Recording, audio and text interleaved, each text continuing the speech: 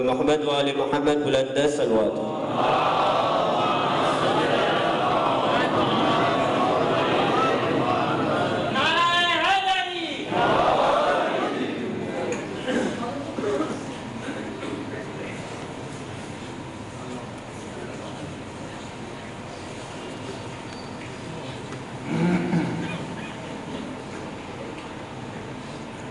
فاتحہ.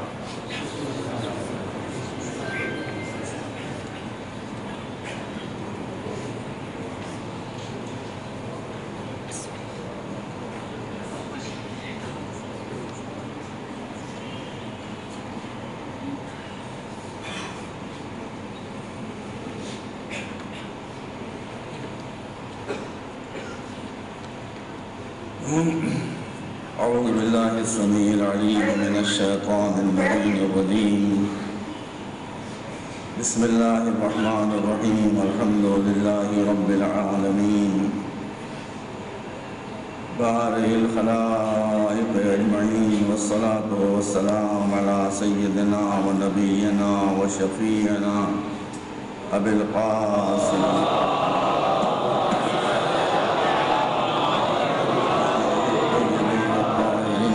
من الهداة المهديين الذين أذهب الله عنهم الرجس وطهرهم تطهيرا.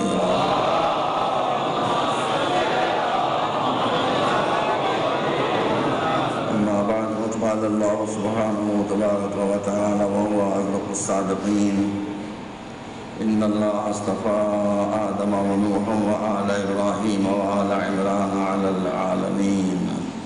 صلوات رحمت.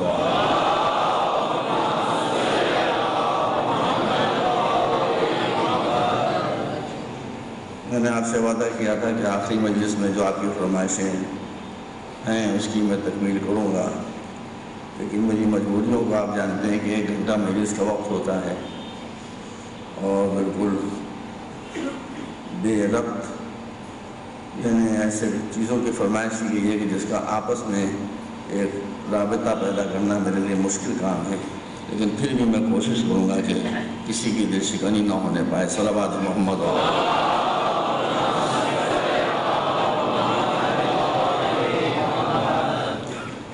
برادران عزیز، قرآن مجید میں ارشاد اقدس الہی ہے کہ اللہ نے خود ہی دین بنایا ہے اور خود ہی دین کے رہنما بنائے ہیں. جو دین اس نے بنایا ہے اس کا نام ہے اسلام. اس کے رہنما جو بنائے ہیں ان کو پیغمبر، نبی اور رسول اور امام کہا جاتا ہے. ہر ایک کا انتخاب اللہ نے خود کیا ہے. اس میں کیا لاجک ہے اس کو میں آپ کے سامنے بتا چکا ہوں. آج ایک بنیادی بات کی طرف اشارہ کر دوں. اسلام کا خلاصہ بہت لاجیکل ہے، بہت منطقی ہے. کوئی بھی سمجھدار آدمی اس سے انکار نہیں کر سکتا. اسلام یہ کہتا ہے کہ انسانوں کو بنایا ہے ہم نے، انسانوں کو پیدا کیا ہے ہم نے. انسان جب اتنا چھوٹا تھا کہ اس کے ماں باپ اسے اپنے لفظ دل کو رحم مادر میں دیکھنا چاہتے تو اتنا چھوٹا تھا کہ وہ دیکھ بھی نہیں سکتے تھے. جب ماں باپ اپنے بچے کو دیکھ بھی نہیں سکتے تھے اس وقت ہم بچے کو دیکھ بھی رہے تھے اور رزق بھی پہنچا رہے تھے.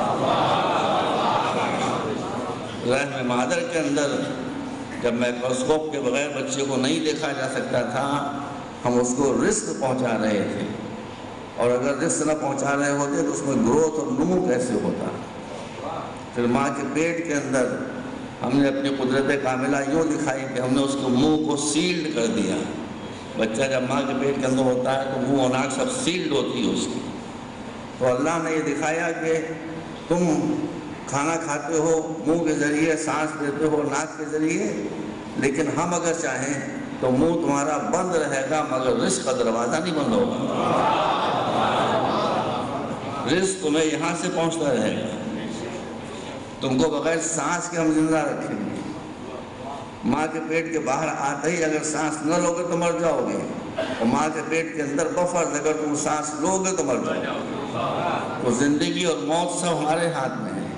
رزق دینے والے ہم ہیں، لباس دینے والے ہم ہیں، پانی پلانے والے ہم ہیں، نعمتیں دینے والے ہم ہیں۔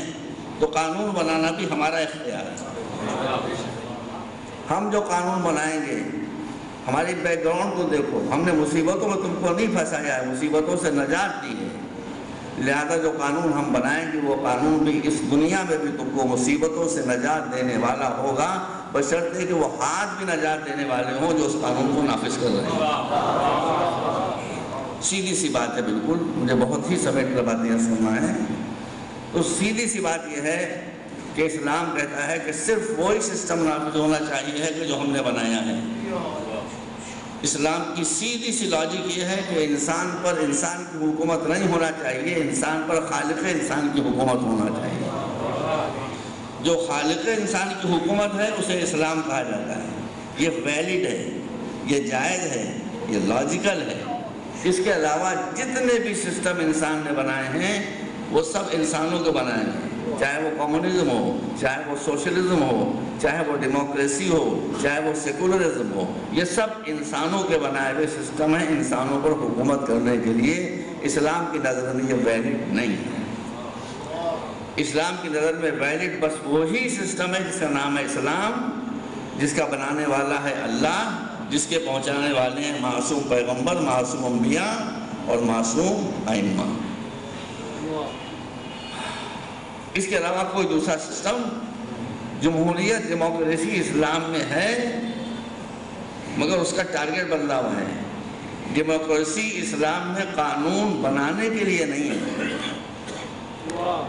علماء کی نگرانی میں تشریح قانون کے لیے ہے، اجتہاد کی روشنی میں ری اپلیکیشن آف شریعہ کے لیے ہے۔ لیکن قانون بنانے کا حق پوری دنیا اور کائنات مل کر بھی چاہے کہ قانون بنانے تو اسلام اس کو ویلڈ نہیں کرتا۔ اب آپ ملاحظہ فرمائیں، کوئی بھی ہو سسٹم، چاہے ڈیموکریسی ہو چاہے کوئی کریسی ہو، اس لیے کہ میرا تجربہ تو یہ ہے کہ ڈیموکریسی، اب جو لوگ انگریزی جانتے ہیں ان کو بتا رہا ہوں، میرا تجربہ یہ ہے، میں نے بہت بڑے حکومت میں منصب رکھتے تو ان سے میں نے اسے دیا تھا کہ ہندوستان کی ڈیموکریسی نہیں ہے، خالی موکریسی ہے، خالی موکریسی ہے۔ تو اب آپ دیکھ رہے ہیں تو دنیا کا سب سے بڑا ڈیموکریسی کا نمبردار کون ہے؟ امریکہ ہے۔ ان کے اندر تو ڈیموکریسی چل رہی ہے مگر یہ ڈیموکریسی پوری دنیا میں کیا حشر مچائے گا یہ آپ کی نظروں کے سامنے ہے۔ تو جب اللہ کا قانون ہوگا تو انسان کو خوف خدا ہوگا، جب اللہ کا قانون نہیں ہوگا تو انسان اپنے کو فرعون سمجھنے لگتا ہے، انسان اپنے کو نمرود سمجھنے لگتا ہے، چونکہ اسے یہ اندازہ ہے کہ ہمیں کسی کی جگہ کسی کے سامنے جواب دہ ہونا نہیں۔ اب ارشاد ہوتا ہے کہ ہم نے اسلام بنایا ہے اور اسلام کا پیغام پہنچانے کے لیے ہم نے آدم کو، نوح کو، ابراہیم کو، عمران کو، پھر نسل ابراہیم کو اور نسل عمران کو منتخب کیا۔ اب سوال یہ پیدا ہوتا ہے، دو نسلوں کا نام لیا جا رہا ہے دو خاص طور پر۔ ایک نسل عمران، حضرت مریم کے والد کا نام عمران تھا، اور حضرت موسیٰ کے والد کا نام عمران۔ اور کریں پیغمبر جس نسل سے چلے ہیں، حضرت ابراہیم کی دو نسلیں چلی ہیں، ایک حضرت یعقوب سے جن کا لقب تھا اسرائیل، وہ سب بنی اسرائیل کہلاتے ہیں، اور ایک حضرت اسماعیل سے جو بنی اسماعیل کہلاتے ہیں۔ یہی دو نسلیں اللہ نے منتخب کی خلق خدا کی ہدایت کے لیے۔ جس توجہ فرمائیے گا، اللہ جس نسل کو خلق خدا کی ہدایت کے لیے پیدا کر رہا ہو اس نسل کے نمائندے دنیا سے ختم نہیں ہو سکتے۔ وہ ختم ہو جائیں گے تو باقی کہاں رہ گئے؟ اس لیے اس نے نسل اسماعیل سے حضرت عیسیٰ کو باقی رکھا اور نسل اسرائیل سے اور نسل اسماعیل سے ہمارے امام کو باقی رکھا۔ یہ اس کا وعدہ ہے۔ جب اس کا وعدہ ہے تو ایک نمائندہ ادھر کا وہ زندہ، کوئی مسلمان انکار نہیں کر سکتا، کوئی اختلافی بات نہیں۔ ہر مسلمان مانتا ہے، شیعہ ہو یا سنی، دیوبندی یا بریلوی. اور ایک ہمارے امام زندہ جو بنی اسماعیل کی نمائندگی کر رہے ہیں، وہ بنی اسرائیل کی نمائندگی کر رہے ہیں اور یہ بنی اسرائیل کی نمائندگی کر رہے ہیں. اب پرابلم یہ آ گئی کہ اتمام حجت کے لیے حضرت عیسیٰ کو زندہ تو رکھنا تھا، لیکن اگر وہ زندہ رہتے تو کس حیثیت سے زندہ رہتے زمین کے اوپر؟ اور میں آپ نے پیغمبر خاتم النبیین، پیغمبر امام الانبیاء، تو اگر وہ رہتے بھی تو ان کی رسالت ایبولش ہو جاتی ہے، رسول کی حیثیت سے نہیں رہ سکتے تھے، اس لیے ان کا معاذ اللہ ڈیموشن ہو جاتا، ان کا مرتبہ نیچے چلا جاتا. اس پرابلم سے بچانے کے لیے ان کو زندہ بھی رکھا اور آسمان پر اٹھا بھی لیا. اس کے بعد ہمارے پیغمبر، جو میں نے عرض کیا تھا کہ آپ پیغمبر کے ہمارے 3 مرتبے تھے، نبوت، رسالت، خاتمیت، اور اس کے علاوہ 4تھا مرتبہ امامت. رسالت ختم ہو گئی، نبوت ختم ہو گئی، اسی لیے آپ خاتم الانبیاء اور خاتم المرسلین کہے جاتے ہیں. پیغمبر کو خاتم الائمہ کبھی نہیں کہا گیا، امام الائمہ کہا گیا، امام الانبیاء کہا گیا. امامت کا سلسلہ حضور کے نصر میں چلتا رہا جو آج تک قائم اور برقرار ہے. ایک مرتبہ صلوات بھیج دیں آپ.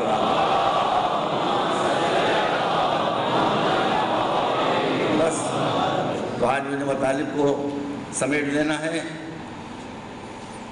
قرآن کے اعتبار سے پہلے امام حضرت ابراہیم ہے. انی جاعلک للناس اماما، نص قرآن ہے، ہم تمہیں لوگوں کا امام بناتے ہیں. پہلے ان کو نبوت ملی ہے نا، پہلے ان کو رسالت ملی، پہلے ان کو خلت ملی جس سے یہ خلیل کہے گئے. بھائی سمجھیے تو سمجھیے، آپ بھی تھوڑا ذہن کی کھڑکیاں کھلی رکھیے. نتیجہ کیا ہوا؟ پہلے کیا؟ نبوت، نبوت کے بعد رسالت، رسالت کے بعد اولو العزم پیغمبر، اولو العزم پیغمبر ہونے کے بعد خلت. آپ بتائیے کہ حضرت ابراہیم کا مرتبہ بڑھ رہا ہے کہ گھٹ رہا ہے؟ بڑھ رہا ہے کہ گھٹ رہا ہے؟ نبوت کے بعد رسالت ملی تو گھٹے کہ بڑھے؟ رسالت کے بعد اولو العزم پیغمبر ہوئے تو گھٹے یا بڑھے؟ اور بڑھے. اولو العزم پیغمبر ہونے کے بعد خلیل خدا ہوئے اور اوپر ہوئے کہ نیچے گئے. تو اب اس کے بعد جو مرتبہ مل رہا ہے امامت کا، یہ سب سے اوپر نہیں ہوگا تو کہاں ہوگا؟ صلوات پر محمد. اس میں کون سی جھگڑے کی بات ہے؟ لوگوں کی سمجھ میں یہ بات نہیں آتی کہ تو آپ اماموں کو، اب ہم کہاں سے بڑھانے والے؟ آپ قرآن پڑھیے. جب چاروں مرتبے فضیلت کے مل گئے تو آخر میں جا کر امامت ملے گی. صلوات پر محمد وآلہ.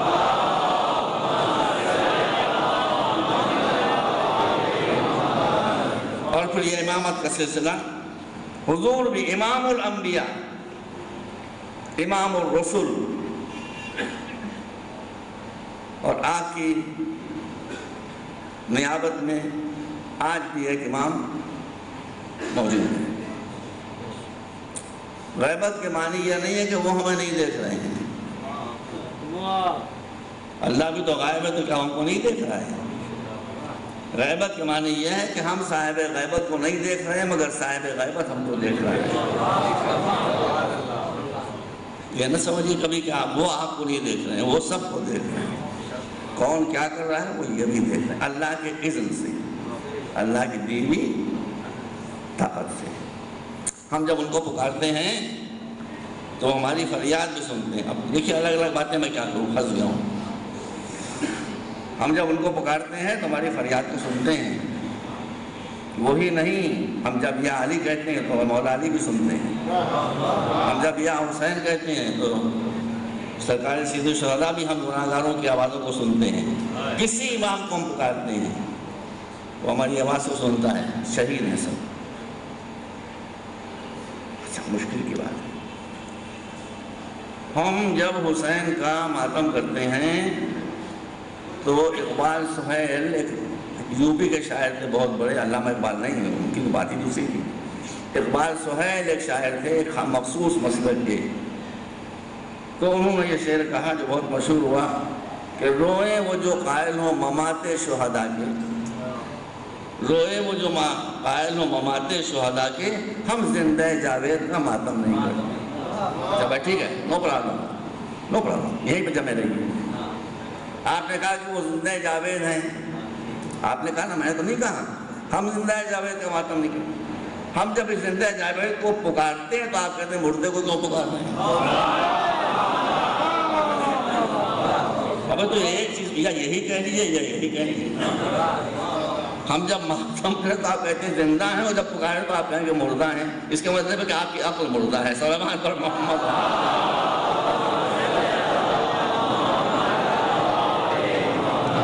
آج میں حضرت ابراہیم کا ذکر کروں گا، امامت وہیں سے شروع ہوئی ہے، مگر آپ کے شبہوں کو دور کرتا جاؤں گا۔ ہم جب شہداء رائے خدا کو پکارتے ہیں تو وہ کہتے ہیں آپ کس کو پکار رہے ہیں؟ وہ تو سنتے ہی نہیں ہیں۔ کتنی توہین ہے یہ شہداء رائے خدا، نہ سمجھی نہیں، نہ واقفیت نہیں۔ سمجھ لیں گے تو وہ چھوڑ دیں گے، بات ایسی بات تھوڑی، کوئی زندہ تھوڑی ہے۔ نہ سمجھی میں، نہ واقفیت میں۔ انسان اللہ کی راہ میں جان دے رہا ہے۔ انسان سے زیادہ قیمتی کوئی مخلوق اللہ نے پیدا نہیں کی ہے۔ شہداء رائے خدا بہت بلند مرتبہ ہے۔ شہداء رائے خدا وہ ہوتے ہیں جو پیدائش کے وقت ہی سے شہید ہونے کے لیے تیار کیے جاتے ہیں۔ ان کا کردار بیدار ہوتا ہے۔ کرمنل تھوڑی ہوتے ہیں شہید، کرمنل شہید نہیں ہوتے ہیں۔ بڑے پاک و پاکیزہ کردار رکھنے والے جب جان دے دیں اللہ کے راہ میں تب وہ شہید ہوتے ہیں۔ ہر ڈکٹیٹر شہید تھوڑی ہوتا ہے، ہر قاتل شہید تھوڑی ہوتا ہے۔ آپ غور کرتے رہیے، میں کہہ رہا ہوں تو شہید کا ایک مرتبہ وہ پہلے سے بلٹ اپ ہوتا ہوا سا کردار آتا ہے، پھر آخر میں جب وہ جان دے دیتا ہے تو شہید ہوتا ہے۔ آپ کہتے ہیں کہ وہ تو مردہ ہے، وہ تمہاری آواز نہیں سن رہا ہے، ٹھیک ہے۔ آئیے ہم دیکھیں قرآن کیا کہتا ہے۔ قرآن یہ کہتا ہے کہ ابراہیم نے ہماری بارگاہ میں کہا کہ رب ارنی کیف تحیی الموتیٰ۔ حضرت ابراہیم نے ہم سے کہا کہ پروردگار تو یہ دکھا کہ تو مردوں کو کیسے زندہ کرے گا۔ قال اولم تؤمن، کہا کیا تمہیں اس بارے میں ایمان نہیں ہے؟ کہا بلا، ایمان مکمل ہے، ولیکن لیطمئن قلبی، آنکھوں سے دیکھوں گا تو دل کو اطمینان بھی ہو جائے گا۔ سنیے، سب سنیں، سب ہمارے بھائی ہیں، شیعہ بھی بھائی ہیں، سنی بھی بھائی ہیں، سنیں ہم جو کہہ رہے ہیں، ہم تو قرآن کی بات کر رہے ہیں۔ وہ کہتے ہیں کہ شہید مردہ ہیں، سن نہیں سکتے، ہم ان کے سامنے قرآن سے مثال پیش کریں۔ اب اللہ کہتا ہے قال فخذ، میں آیتیں پڑھتے ہیں لیکن یہاں پر ضروری آیتیں پڑھنا۔ قال فخذ أربعة من الطير فصرهن إليك ثم اجعل على كل جبل منهن جزءا ثم ادعهن يأتينك سعيا۔ ترجمہ کرو اس کا۔ جب کہا کہ پروردگار ہم کو دکھا کر تو کیسے مردوں کو زندہ کرتا ہے، ہم کو ایمان تو ہے، تھوڑا اطمینان بھی ہو جائے، کہا کہ 4 پرندوں کو، 4 برڈز کو، 4 چڑیوں کو اپنے سے مانوس کر لو، دانا کھلا کھلا کے، دانا کھلا کھلا کے اپنے سے مانوس کر لو، اور جب وہ تمہاری آواز پر آؤ پر آنے لگیں تو ان کے جسم کے ٹکڑے ٹکڑے کر دو، قیمہ بنا دو سب کا۔ کس کا قیمہ بنا دو؟ پرندوں کا۔ قرآن ہے یہ، حدیث نہیں ہے نا، قرآن ہے نا۔ سب کے ٹکڑے ٹکڑے کر کے سب کا قیمہ ملا کے، سب سارا قیمہ ایک دوسرے سے ملا دو، خلط ملط کر دو، پتہ ہی نہیں چلے گا کون سا ٹکڑا کس چڑیا کا ہے، کس پرندے کا ہے۔ پھر 4 الگ الگ پہاڑوں پر جا کر یہ ٹکڑے رکھ دو،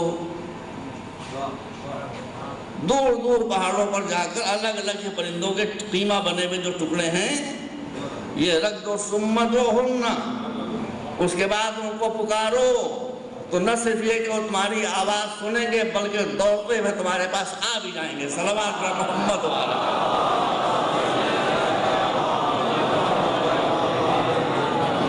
تو کیا شہداء پرندوں سے بھی گئے گزرے ہو گئے ہیں؟ کیا شہداء کا مرتبہ چڑیوں کے برابر بھی نہیں ہے؟ چڑیاں انسان کی آواز سنے، شہداء انسان کی آواز نہ سنے۔ صلوات محمد۔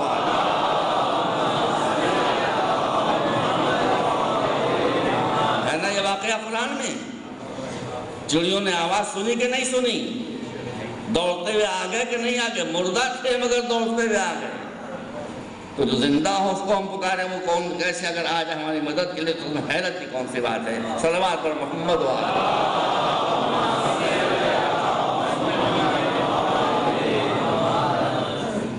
اس کے بعد امتحان شروع ہوا، نمرود کے پاس بھیجا، بڑا قاتل تھا، بڑا ظالم تھا، یہ بھی فرعون کی طرح اپنے کو خدا کہلواتا تھا۔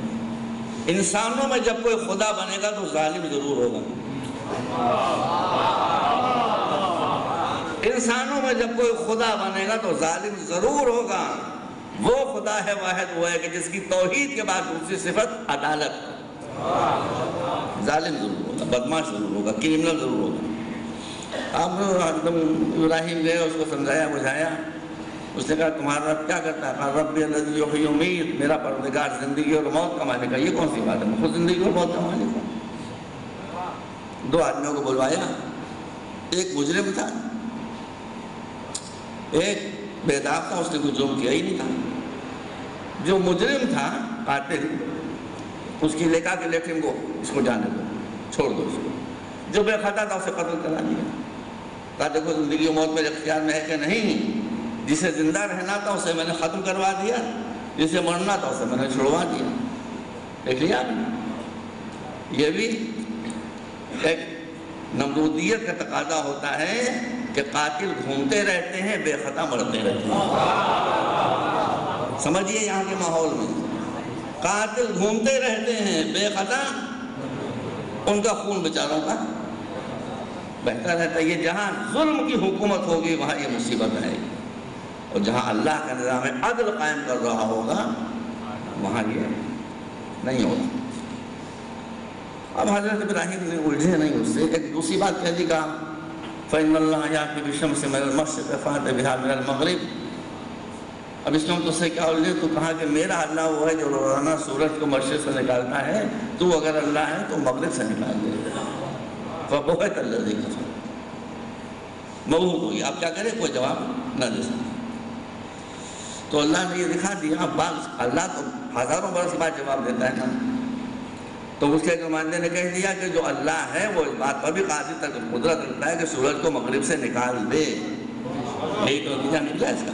اب اگر کبھی سورج مغرب سے نہ نکلتا تو بات بنتی نہیں۔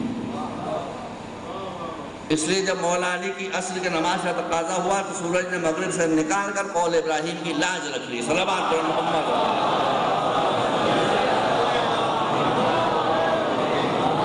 ایک مرتبہ اور صلوات دیں آپ۔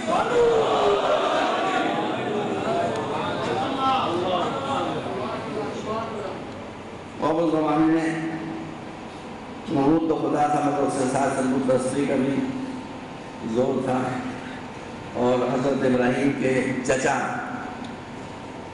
قرآن میں ابھی ہیں، تمام حضرت ابراہیم کا ایک نام تعارف تھا ہو گیا، یہ آذر تھا۔ اور آذر نام نہیں تھا، آذر اس زمانے کی زبان میں مندر کے مہنت کو کہتے تھے، سمجھ رہے ہیں؟ یہ نام نہیں تھا، غلط فہمی نہ رہے، یہ اس کا کسی پوسٹ تھی، آذر مہنت کو کہتے تھے مندر۔ تو اب وہ مورتیاں بنا کر بیچا کرتا تھا۔ 12-13 برس کے تھے ابراہیم کا، جاؤ یہ مورتیاں بنی تم بھی بیچنے کے لیے جاؤ۔ کیا کریں؟ مورتی لیتے تھے، اسی گلے میں رسی باندھتے تھے، سڑکوں پر کھینچتے ہوئے چلتے تھے، کہتے تھے ہے کوئی اس خدا کا خرید رہا؟ ہے کوئی اس خدا کا خریدا جو جنا منہ سے بولتا ہے نہ سر سے کھیلتا ہے، رسی میں بندھا ہوا ہے، کھینچا چلا جا رہا ہے۔ یہ بات بڑی اہم ہے، کیا کوئی وقت نہیں ہے۔ ہندوؤں میں ابھی حال میں 100 برس تقریباً قبل ایک نیا فرقہ ایجاد ہوا ہے جو آریہ سماج کہلاتا ہے۔ آریہ سماج مورتی پوجا نہیں کرتے۔ کیوں نہیں کرتے؟ آریہ سماج بالکل مورتی پوجا نہیں کرتے، اس لیے نہیں کرتے کہ ان کا جو بانی تھا وہ بیٹھا ہوا مورتی کے سامنے پوجا کر رہا تھا، آنکھیں بند کیے ہوئے، اسے کیا خبر کہ مورتی کا کیا گزر رہی ہے؟ وہ تو آنکھیں بند کیے ہوئے، ڈنڈوت کیے ہوئے، آنکھیں بند کیے ہوئے اس کی پوجا کر رہا تھا۔ تھوڑی سی آنکھ جو کھلی تو اس نے دیکھا کہ میں جس کے سامنے ہاتھ جوڑے بیٹھا ہوں اس پر ایک چوہا ادھر سے ادھر جا رہا ہے۔ ریٹ ایک چوہا اس مورتی پر ادھر سے ادھر جا رہا ہے، تو اس نے کہا بھائی یہ کیسا خدا ہے جس سے میں مرادیں مانگ رہا ہوں، وہ چوہے تک کو تو بھگا نہیں سکتا، میری مرادیں کیا پوری کرے گا؟ صلوات پر محمد تو اگر ہدایت دینا چاہے انسان تو چوہے سے بھی ہدایت دے سکتا ہے، اور نہ ہدایت دینا چاہے تو موسیٰ سے بھی نہیں لے سکتا. سمجھ رہے ہیں؟ تو بس اب بات مجھے آگے بڑھانا ہے. عید کا دن جب آیا تو ساری قوم والوں نے کہا کہ چلو تم بھی چلو میدان میں فلاں فلاں یہ ہونا وہ ہونا سب درمیان سے ہنس لگاؤ، بہت سی باتیں کرنا، بھائی ٹائم کی پابندی رہ گئے، کوئی بہانہ کر کے. جب ساری بستی خالی ہو گئی تو انہوں نے تیشہ اٹھایا، تیشہ اٹھا کے مندر میں داخل ہوئے، دے تناظر، دے کھٹاکٹ، دے پٹاپٹ، کسی کی گردن توڑی بدھ کی، کسی کا ہاتھ توڑا، توڑ مروڑ کے جو سب سے بڑا بدھ تھا اس کے گلے میں تیشہ ڈال دیا.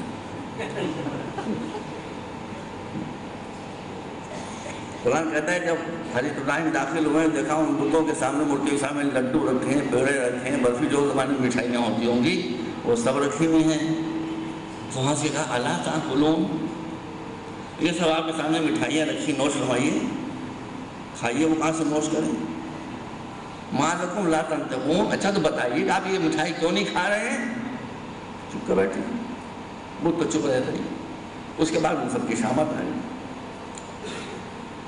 اب جب لوگ پلٹ کر آئے دیکھا کہ ہم تو وہاں گئے تھے، یہاں بت خانہ تباہ و برباد ہو گیا، قصہ ختم ہو گیا، بت سارے ٹوٹے پڑے ہوئے ہیں، درمیان کنیا میں چھوڑ رہا ہوں. تو کہا یہ کس نے کہا؟ تو کچھ لوگ لگا یہ ایک نوجوان رہ گیا تھا،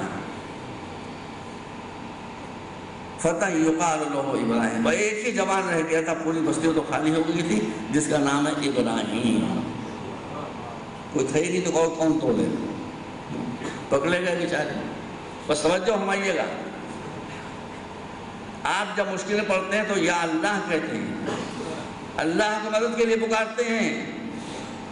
انہوں نے کہا کہ وَانصُرُوا آلِهَتَكُمْ إِن كُنتُمْ فَاعِلُونَ، تمہارے خداؤں کو توڑ کے ڈال دیا ابراہیم نے، تم اپنے خداؤں کی مدد کرو.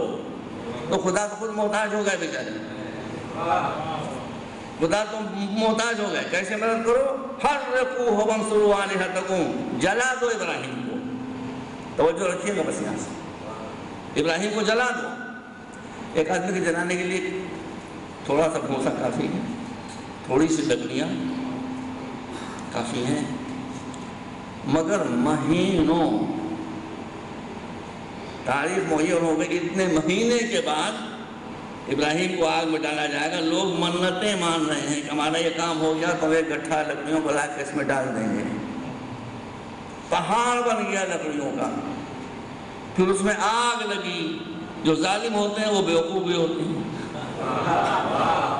جو ظالم ہوتے ہیں وہ اسٹوپڈ بھی ہوتے ہیں. اب آگ کا عالم یہ کہ آسمان سے اس کے شعلے بلند باتیں کر رہے ہیں. نمرود نے کہا ڈالو ان کو آگ میں.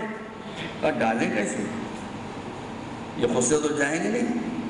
اور آگ کی تپش اتنی زیادہ ہے کہ کوئی اتنا قریب جا نہیں سکتا کہ جا کے ان کو ڈھکیل دے، وہ خود ہی نہیں رکھے گا. حضرت شیطان ایسے موقعوں پر آ جاتے ہیں. انہوں نے کہا نہیں ہم تمہیں ترکیب بتاتے ہیں، ایک منجنی گوفن بناؤ، اس میں ان کو بٹھاؤ، رسیاں باندھ کر، رسیوں سے جکڑ کے، اور جب اس میں فورس آ جائے، مومنٹم آ جائے تو چھوڑ دو، یہ اڑتے ہوئے جا کے آگ میں گر جائیں گے. یہی ہوا. اچھا اب میں آپ سے پوچھنا چاہتا ہوں، انصاف سے بتائیے، توجہ رکھیے گا. ارے بھائی اللہ کو اپنے خلیل کو بچانا تھا، اس نے بچا لیا. میرے معبود تو اتنا انتظار کیوں کیا؟ نمرود یہ کہنا چاہتا تھا کہ انہیں آگ میں جلا دو، اس کی زبان گوئی کر دیتا، قصہ ختم ہو گیا. بھائی یہ کر سکتا ہے بیٹا، بتاؤ، گوگا کر دیتا اس کو. جب لکڑیوں میں آگ لگائی جا رہی تھی، آگ کو حکم دے دیتا کہ لکڑیوں کو جلائی نہیں، جلاؤ ہی نہیں، آگ لگتی نہیں. کر سکتا تو نہیں کر سکتا. اچھا آگ کے شعلے آسمان سے بلند باتیں کر رہے تھے، بادلوں کو بھیجتا، پانی برستا، آگ بجھ جاتی، قصہ ختم. ہوتا ہے اس کے لیے تو سارے آپشن کھلے ہوئے تھے. آندھیوں کو بھیجتا, آندھیاں آگ اڑا لے جاتی. زلزلوں کو بھیجتا, آگ پھٹی ہوئی زمین کے اندر سما جاتی, قصہ ختم. وہ ہاتھ کے جو گوپھن گھما رہے تھے ان ہاتھوں پر فالج گر جاتا. ارے بھائی میں کہاں سے پڑھے جاؤں؟ کتنے آپشن تھے کہ حضرت ابراہیم کو آگ سے بچا لے. لیکن اگر نمرود کی زبان گونگی ہو جاتی, اگر لوگوں کے ہاتھ شل ہو جاتے, تو ابراہیم کے عزم پر بھی پردہ پڑا رہتا اور نمرود کے ظلم پر بھی پردہ پڑا رہتا. نمرود کہتا کہ یہ تو خالی ڈرانے کی بات تھی, اب میں ایسا بھی جانور تھوڑی ہوں کہ آدمی کو زندہ جلا دوں, یہ تو میں خالی دہلا رہا تھا. ابراہیم کے صبر پر بھی پردہ پڑا رہتا کہ بھائی آگ دیکھ کے تو دہل جاتے. تو اس نے موقع دیا, یہ اس کی سنت جاریہ ہے کہ وہ ظالم کو ظلم کا موقع دیتا ہے تاکہ ظالم کے ظلم کی حد بھی کھل جائے اور صابر کے صبر کی حد بھی کھل جائے. سمجھیے آخری مجلس ہے, وہ اس کا اصول ہے کہ ظالم کے ظلم کی حد بھی کھل جائے. اگر ایک ظالم 6 مہینے کے بیشیر کو قتل کرنا چاہتا تو کر لیتا تھا, اور ایک باپ اس بچے کو دیکھ کر صبر کر سکتا ہے تو وہ صبر بھی کر لیتا ہے کہ اس کی بھی حد کھل جائے, اس کی بھی حد کھل جائے. اب جب ابراہیم اب ہوا میں جا رہے ہیں اڑتے ہوئے, جبرائیل آتے ہیں, بڑا ٹف کوشچن کر لیتے ہیں. کہتے ہیں یا خلیل اللہ حل لکا حاجہ, اے خلیل خدا اس دل میں تمنا ہے کیا؟ جواب دیں ہاں کہیں تو مشکل, نہیں کہیں تو مشکل. بھائی دیکھیے جواب کیسا پھانسنے والا ہے کہ ہاں کہیں تو اللہ پر بھروسہ نہیں کہیں تو فطرت کے تقاضے خلاف پھر آدمی آگ سے بچنا چاہتا ہے. تو نہ ہاں کہہ سکتے نہ نہیں کہہ سکتے. مگر دیکھیے انسان کی ذہانت فرشتے کی عقل سے زیادہ تیز ہوتی ہے نا. اس لیے جواب جو دیا وہ یہ کہ اما الیک فلا, حاجت تو ہے مگر تم سے کچھ نہیں. جھوٹ بھی نہیں بولے, اللہ پر توکل بھی اپنی نگاہ پر آ کے دل میں تمنا تو ہے مگر تم سے نہیں کہنا ہے. کہا تو جس سے کہنا اس سے کہہ لیجیے, وہ بھی رکنے والی تھوڑی ہے. کہا جس سے کہنا ہے اس سے کہہ لیجیے, کہا اس سے کہنے کی ضرورت نہیں, وہ بغیر کہے وہ جانتا ہے کہ کیا چاہتا. صلوات پر محمد و آل.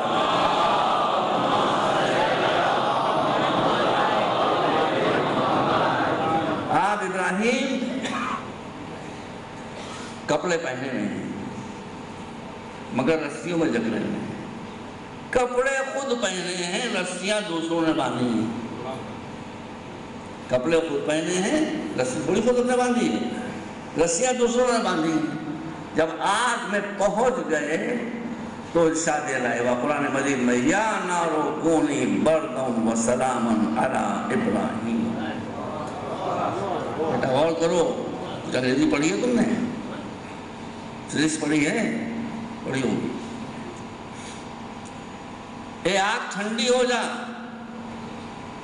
مگر بس اتنی کہ ابراہیم صحیح و سالم رہیں, کیونکہ جہاں آگ کی گرمی انسان کو مار ڈالتی ہے وہاں ٹھنڈک کی سردی بھی